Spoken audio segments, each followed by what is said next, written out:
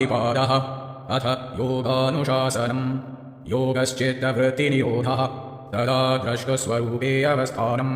वृत्तिसारूप्यमिररता वृत्तयः पञ्चतयः क्लिष्टाः प्रमाणविपर्ययविकल्पनिद्रा स्मृतयः प्रत्यक्षानुमानागमाः प्रमाणानि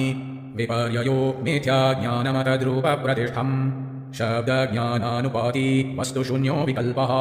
अभावप्रत्ययालम्बना तमो वृत्तिर्निद्रा अनुभूतविषया सम्प्रमोषः स्मृतिः अभ्यासवैराग्याभ्यान्तन्निरोधः तत्र स्थितौ यत्नोऽभ्यासः स तु दीर्घकालनैरन्तर्यः सत्कारादरासेवितो दृढभूमिः दृष्टानुश्रविकविषयवितृष्णस्य वशीकारसंज्ञावैराग्यम्